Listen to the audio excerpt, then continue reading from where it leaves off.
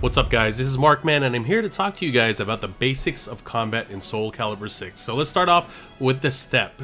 Now what you gotta do is you gotta tap your desired direction on either the left stick or the directional buttons once to move your character in a single step, allowing you to efficiently dodge your opponent's attacks. Now aside from that, you're also able to use the 8-way run by using the left directional button or the analog stick to move your character around, and you can actually evade your opponent's attacks by moving towards them, away from them, or to their side. Now you also have access to the jump. By pressing the guard button, you can jump in a number of trajectories, whether it's towards your opponent, away from your opponent, or from neutral, and you can see this from doing it in the blocking state.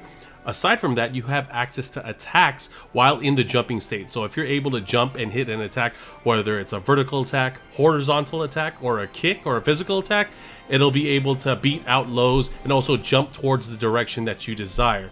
So keep that in mind when you're actually attacking your opponent or using it in a defensive fashion.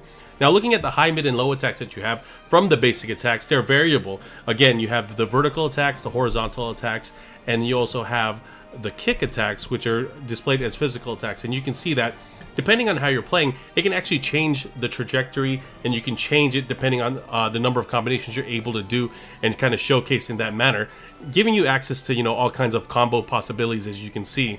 Now another new element in SOULCALIBUR is the reversal edge, and what it does is it puts you into a cinematic sequence where you're able to outguess your opponent, either putting you into a bigger advantage opportunity or potentially get you more damage, but you have to be very careful on how you use it. It's one of the best ways to kind of play defensively and break your opponent down.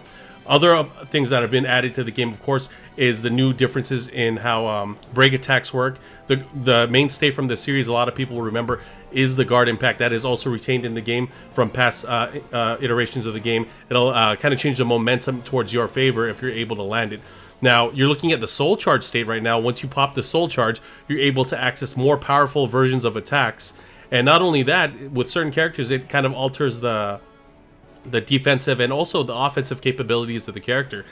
Now, having meter in the game, it gives you access to not only the soul charge, but also the critical edge, which is an ultra powerful attack that you can use against your opponents when you might need it to turn the tide of the matchup. Now, while in soul charge, you also have access to some characters have access to ultra powerful attacks, and you guys can see on the screen Kilik in his awakened state, able to pull off that awesome critical edge. But this is just some of the basics of combat that you'll come to learn with SOULCALIBUR 6, so I hope you guys look forward to it.